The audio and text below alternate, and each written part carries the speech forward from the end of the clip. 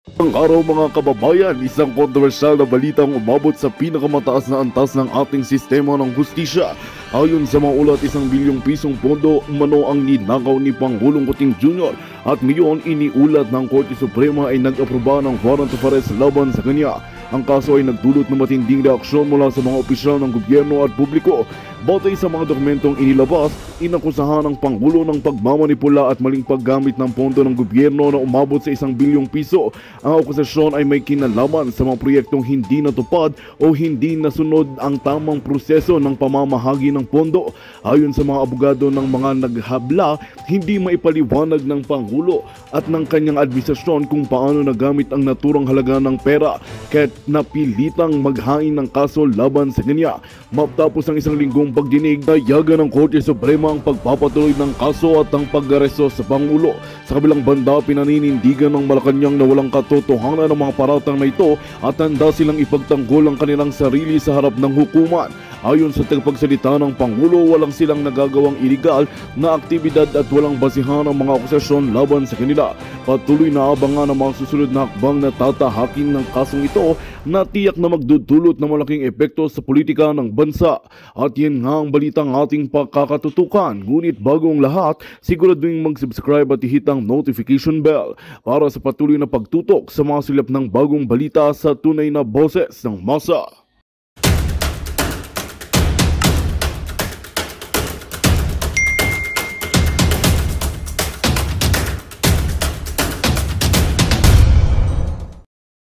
Ramon Ang so bad that he couldn't even refuse the job of helping in the eventual division of a nation.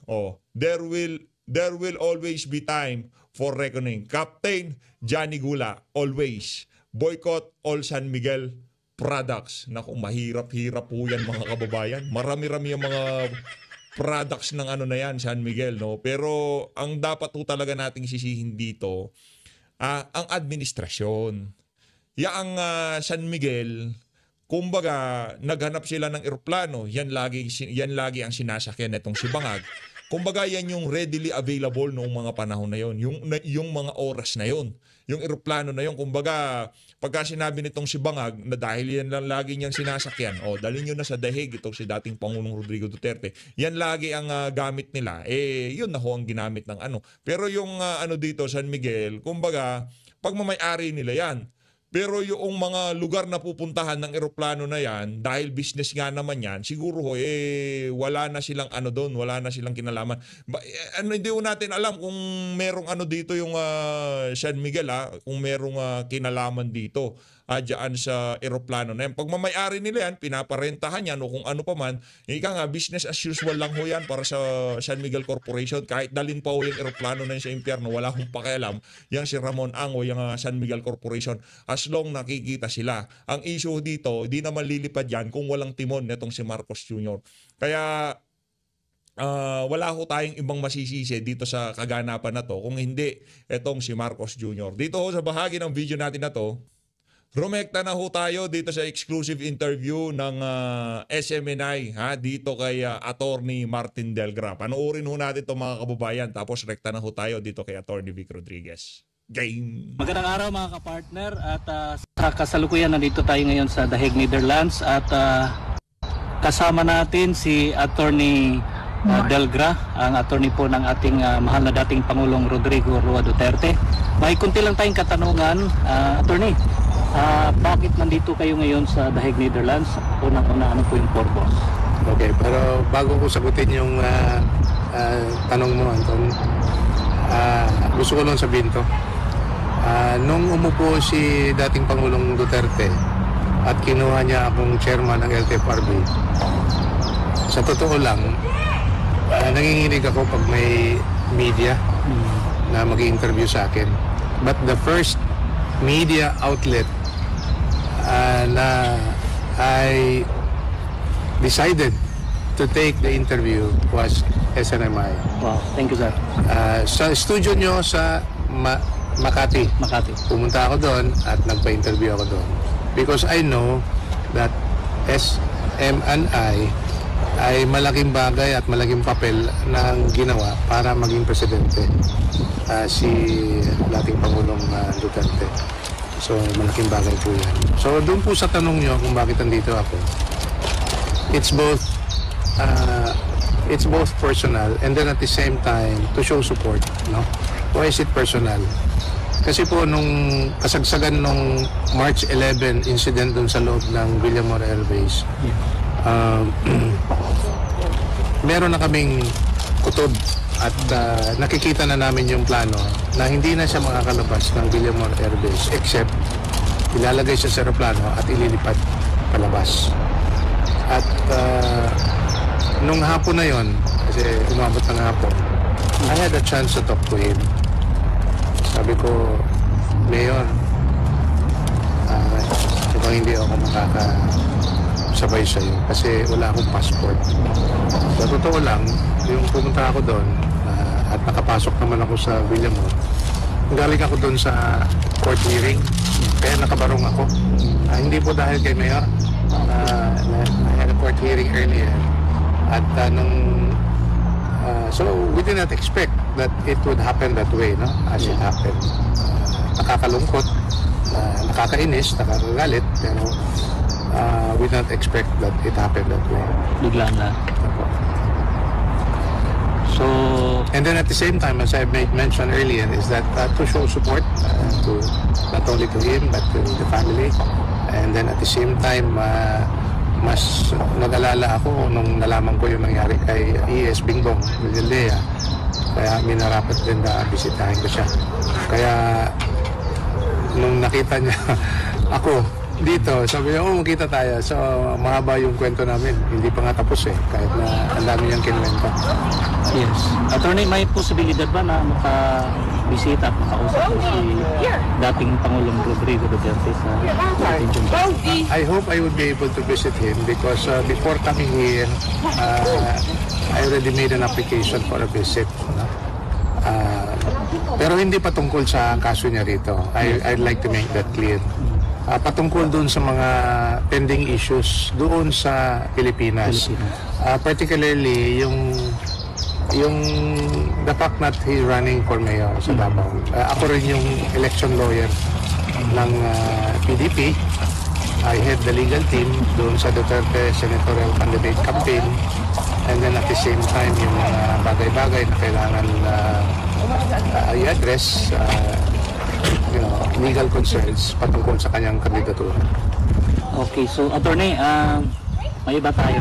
Ano po ang masasabi mo sapagkat simula nung March 11 nandito na kami at simula din si Tatay Digdig dyan sa ICC Detention Center. Lahat po ng mga Pilipino galing sa iba't ibang bansa, iba't ibang mundo pumunta dito sa tapat ng ICC Detention Center upang magbigay ng suporta sa ating dating mahal na Pangulong Rodrigo Duterte. So ano pong masasabi mo sa mga supporters ni Tatay Digdig? Alam mo, nakakabusog puso yung mga ginagawa nila at pagpapakita ng hindi lang pagpapakita ng suporta at pagpapakita ng pagmamahal ng isang tao, ng isang presidente. Tanda na nga siya ngayon, who made a lot of difference in the lives of people in the Philippines. At yung mga Pinoy na nagtatrabaho sa labas, lalong-lalo. Kaya nga siguro, to no surprise to everyone, especially the Pinoys who are working abroad, na talagang pagdating sa suporta at pagpapakita ng suporta, more than 90% of the Filipinos working abroad really love him. Hindi lang doon sa pamumuno niya, o hindi yung talagang makita mo sa tao, sa pagkatao ni Mayor Rudy, na pagmamahal niya sa Pinoy. One of the reasons why he ran for this, run for president, is to address the problem of illegal drugs.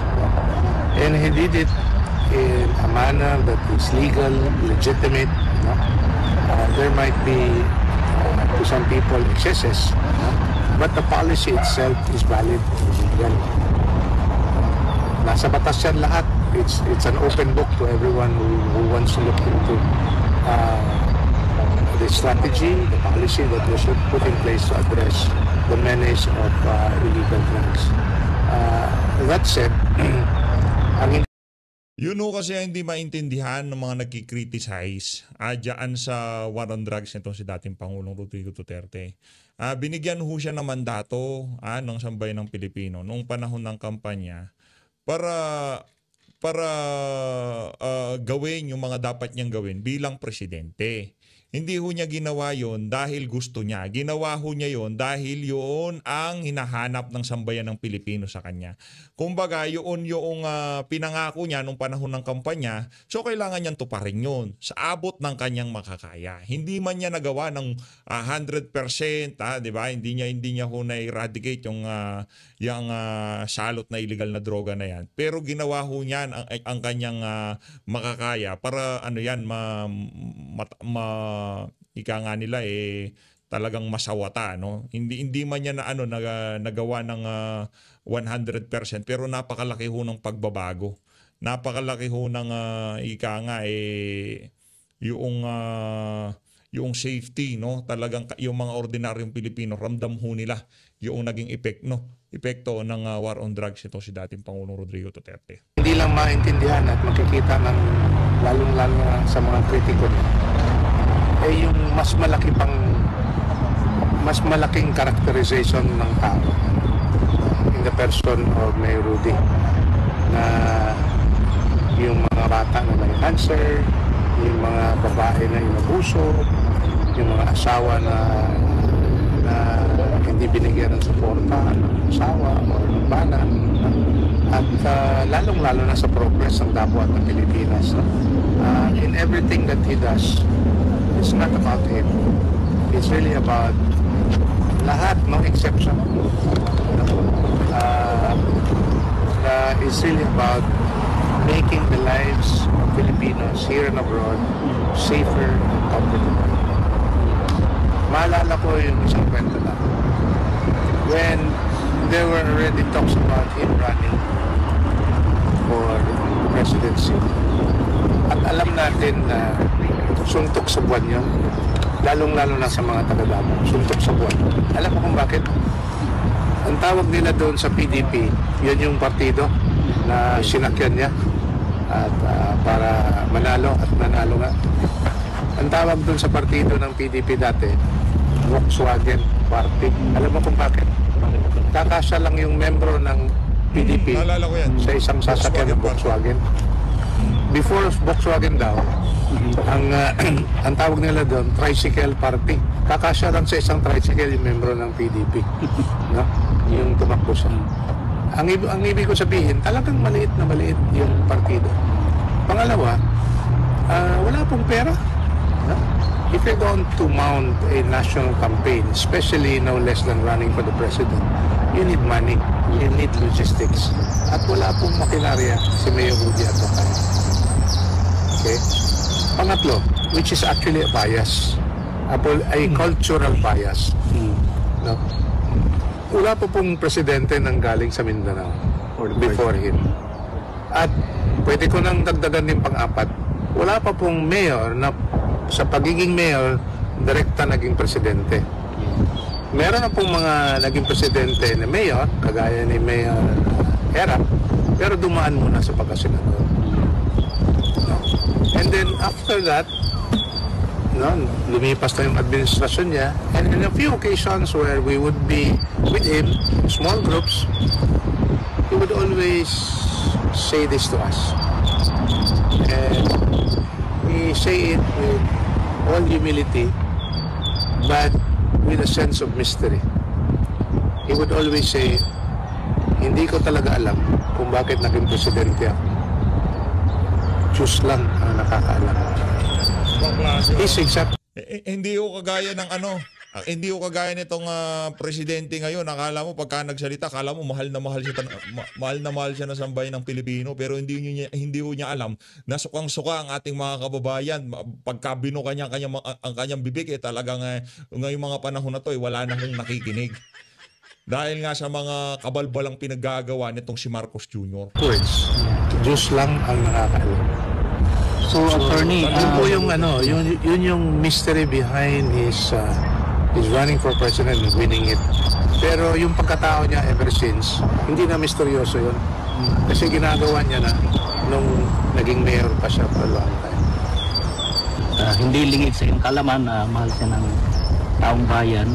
At ngayon, sa kabila ng nangyayari, alam mo, sa kabila ng kanyang ginagawa sa ating bansa at sa mga Pilipino, at ngayon humantong tayo sa ganitong sitwasyon at yun nga, nandito na ang ating dating mahal na Pangulong Rodrigo Duterte dinala dito ngayon sa The Hague, Netherlands na hindi naman dapat. So, ano po yung realization mo, attorney, bakit nangyari? Actually, yung isang realization, hindi naman siguro ito realization ng isang tao. Naintindihan na ng karamihan ito na may dahilan ito yung gobyerno na nakaupo sa kasalukuyan. Hindi naman talaga mangyari na lilipad mo yung isang tao palabas. Isang Filipino citizen na ililipad mo sa labas to face trial. Sa sinabi ko nga kanina, yung lahat ng mga Pilipino na may problema sa labas, mabagyo man o may kaso for that matter, kahit na yung kaso hinatulan na yung Pinoy, we are under obligation, the government is under obligation to bring that Filipino home. Ang nangyari dito, kabaliktaran. Dahil dinala natin yung isang Pinoy to face trial abroad. Yun pa lang, intindihin nyo na malaking kabaliktaran sa polisiya ng gobyerno na kung may problema, kahit na isang Pinoy, there is always that offer of assistance to bring that Filipino home or to offer assistance para hindi pa siya mailagay sa alanganin. Maalala nyo yung mga Pinoy na pinaghihirapan ng mga ilang administrasyon? Pwede ko nang sabihin, yung kaso ni Sara Balabagan, yung mga na-abuso sa Middle East, and lately si Veloso sa Indonesia. Anong ginawa ng gobyerno? They really go out of their way. Exert diplomatic pressure, give out whatever assistance that may be necessary to all our Filipino citizens abroad to eventually bring them home. Yes. May masasabi ka ba sa administrasyon ngayon, attorney? Hayaan mo naman siguro sila, kayo na siguro maniwala dyan.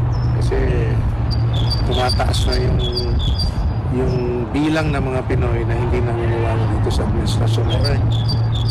All surveys would show that the credibility and the trust rating of the government is really going down. There was even one pollster saying that this is even lower than any president in recent history. And he was referring to the trust rating of this administration. May iba tayo, attorney, kasi may paabot po na pangumusta si Pastor Polo. Yes, of course. At sabi niya, kumusta ka daw? At kasi nakita ni Pastor yung nangyayari doon mula sa Hong Kong, sa airport. At hindi niya alam na nandito ko ngayon. So, kinukumusta ka ni Pastor? Ay, salamat po. Actually, if I may say this, malaking bagay at malaking tulong ang binibigay ng SMNI patungkol sa mga nangyayari. Hindi lang dito sa The Hague, sa lahat ng mga parte ng mundo pagdating sa kaso ng ating dating Pangulo na minamahal ng maraming Pilipino across the world. If I may say, yung media outlet nyo, it seems like a voice in the wilderness pagdating doon sa mga malalaki na mga media outlet na alam natin na pagdating sa lalabas sa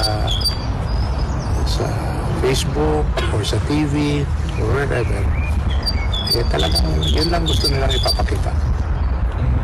Suportahan mo ba si Pastor Kibuloy, attorney, sa Senado ngayong darating na eleksyon? Ay, siyempre, pagdating dyan, no? Lalong-lalo na, itadagdagan ko na kung tinanong mo na ako dyan, dagdagan na natin na you know, before this happened, na dinala rito si Mayor Rudy sa Dahig. He has been very busy going around the country, campaigning for his 9 senatorial candidates. Kasama na dyan si Pastor Apollo Kibuloy. Huwag niyong kalimutan, bubutuin siya. Kasama na yung mga kasama niya sa PDP. No? Si Bongo, si Philip Salvador, si Jimmy Bondok, si Raul Lambino, si Vic Rodriguez, si Bato de la Rosa, si attorney, si Richard Mata, dinagdag. Si Richard Mata, dinagdag ni VP Sara, no? Si Marcoleta. Si Rodante Marcoleta, no? Yes. So, Pastor. at saka si Pastor, siyempre sinabi ko na kanina. No? So, Hindi makakaano si Pastor. Ika nga hindi ho makakalimutan niya si Pastor. Kahit tayo dito sa PH Update, sobrang na-appreciate natin yung ginagawa ng SMNI, nitong si Pastor Apollo Kibuloy, yung effort ho nila para maihatid sa ating mga kababayan yung tunay na nangyayari sa ating bansa ngayong mga panahon na to. Dito sa bahagi ng video natin na to mga kababayan, rekta ho tayo dito kay Atty. Vic Rodriguez. Tuloy natin. Philip. Ito tayo kay Atty. Vic. Kalakasan ng pag-iisip, pati na ang aking spiritual na paninindigan. Sapagkat hindi pwedeng panay tapang, hindi naman pwedeng panay talino lamang. Hindi rin pwedeng iasa natin sa panalangin o pananampalataya, at hindi lalo pwedeng panay emosyon lamang. Ang pagsisilbi sa bayan upang higit na makinabang ang mamamayang Pilipino, kinakailangan ay kombinasyon ng lahat ng ito. At hanggat kaya ng aking katawan, kaisipan, kalooban at pananampalataya, paglilingkuran ko ang mamamayang Pilipino. Ano po ang inyong plano upang mas mapabuti at mas mapalawak pa ang mga benepisyo ng mga manggagawa tulad ng SSS, Pag-ibig at PhilHealth? Unahin natin yung sa PhilHealth. Alam naman natin lahat na binigyan ng zero funding ng gobyerno, ng administrasyon ni Bongbong Marcos ang PhilHealth ngayon. Ang aking tanong, nasaan ang mandatory contribution ng mga pribadong manggagawa para sa PhilHealth na kinokolekta, hindi pa man ninyo nakukuha Iyari ka dyan, bangag. at nahahawakan ang inyong pinaghirapan tuwing kinsenas at katapusan? Paano natin lalabanan ito? Sisikapin ko bilang senador ninyo na sa pagpapanday pa lamang ng ating taunang budget, masisiguro natin na wala nang mauulit na ganitong kaganapan na bibigyan ng zero budget ang PhilHealth at kukunin ang mandatory contribution ng mga pribadong manggagawa. Yun ang aking gagawin, yun ang aking pagsisikapan. Ano ang plano mo upang gawing abot kaya at mas accessible ang serbisyong pangkalusugan sa buong bansa? Sapagkat ako ay naniniwala na ang ugat, ang punot dulo, ang simula't katapusan ng kahirapan ng maraming Pilipino at ng ating bansa ay ang korupsyon na nagmumula sa ating taunang budget. Uulitin ko, sa pagpapanday pa lamang ng ating taunang budget, sisikapin ko na masiguro na lahat ng sentimo na pera nating mga Pilipino ay dapat mapunta sa social services, sa kalusugan, sa kapayapaan, sa paglaban sa droga. Eto ho, yan hong mga tinatalakay ni Atty. Vic Rodriguez dito sa video na to. Sa loob lamang ho ng 30 minuto, nasa lansa niya ho ng maigi yung mga issue na ni minsan hindi ho tinalakay ng mga kandidato diyan sa alyansa ng mga mambubudol.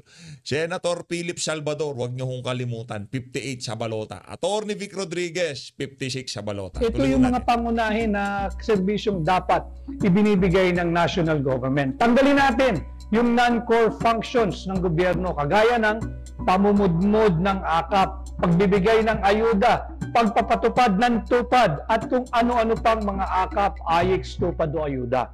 Siguraduhin natin na kada sentimo ay napupunta sa dapat patunguhan, lalo na sa sektor ng edukasyon.